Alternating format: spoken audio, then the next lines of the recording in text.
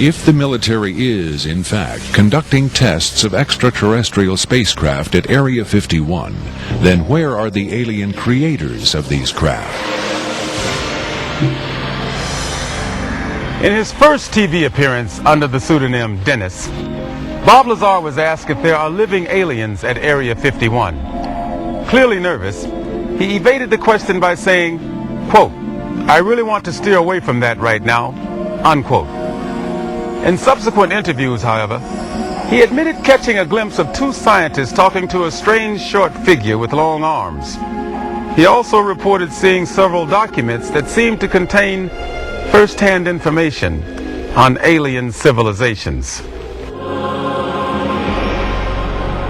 Lazar is skeptical of a claim made by Falcon that a group of EBEs have been given complete control of a separate base within Dreamland. But he does admit having read a report of a tragic misunderstanding between military personnel and alien beings in the late 70s. Lazar states that it had to do with bullets the MPs were carrying, and that the bullets might explode, possibly due to a field the aliens had generated in that area.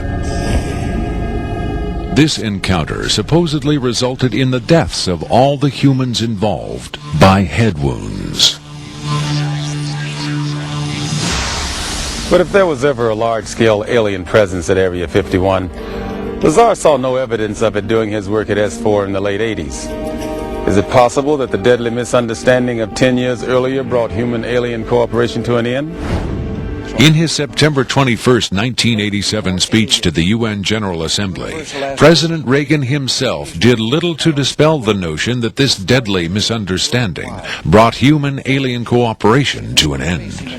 In our obsession with antagonisms of the moment, we often forget how much unites all the members of humanity. Perhaps we need some outside universal threat to make us recognize this common bound. I occasionally think how quickly our differences worldwide would vanish if we were facing an alien threat from outside this world. Are the inconsistencies between various tales coming out of Area 51 evidence that these stories are lies?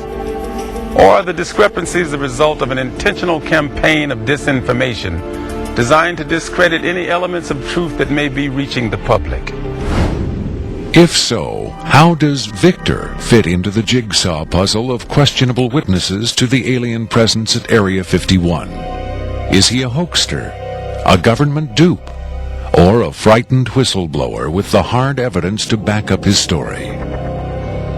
I made it very clear to Victor that his credibility was the entire issue here, and that everybody's going to think this is a hoax, and that how are they going to possibly verify this?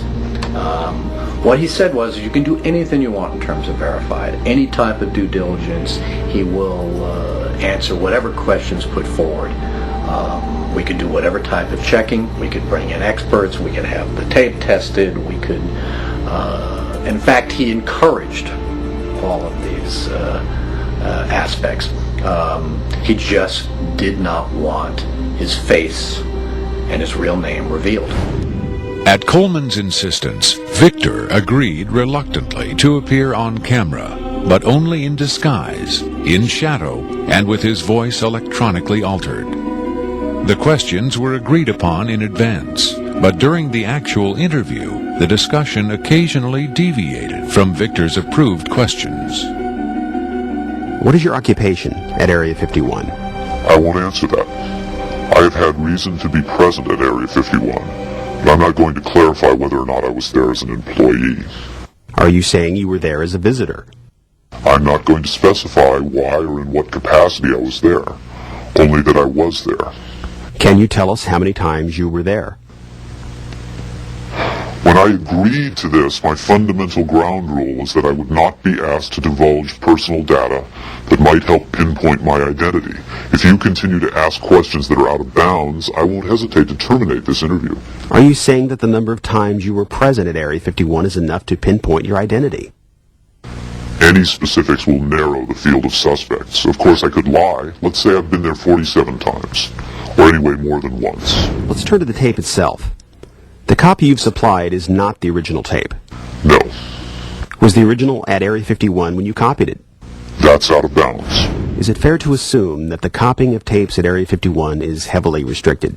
You can assume anything you like. I would say that's a fair assumption. That's obvious. I will say that this tape was copied under special circumstances. Otherwise, copying it would have been impossible. Can you be more specific? More specific? Okay, I'm sure they've figured this much out already. Recently, there was a wholesale transfer of video documentation from analog tape to digital disk storage. In a couple of instances, this allowed data to leak from a highest security system to a less high security system. Even so, this particular tape was the only...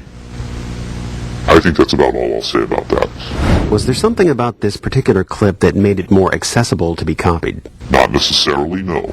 Was there something about the content that caused them to file it differently or give it special handling? This interview was terminated. The interview resumed only after a discussion of the ground rules. Have you personally seen the alien being that appears in the tape? Yes, I have. But I stress I was not necessarily present at the interview session that appears on the tape. I'm not going to be specific. I may have encountered the being at another time. What can you tell us about the alien interview we're about to see? This one is rather recent, very late in the series. The interview process has been ongoing since the being arrived, which was in 1989. Approximately twice a month, they sit it down for a session that generally lasts from 3 to 5 hours.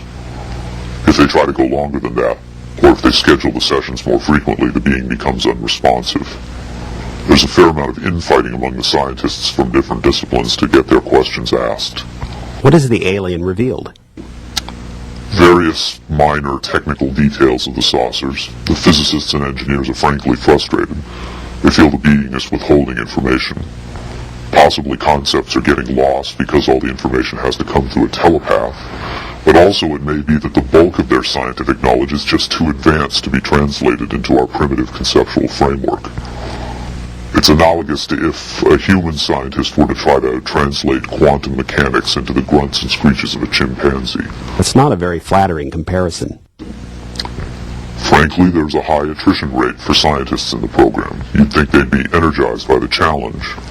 But a lot of them take the ego deflation very hard when they find out not only how much they don't know, but how much they aren't even capable of understanding.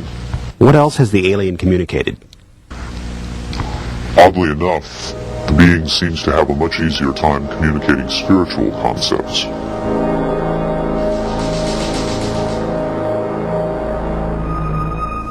The human body is a vehicle, a vessel.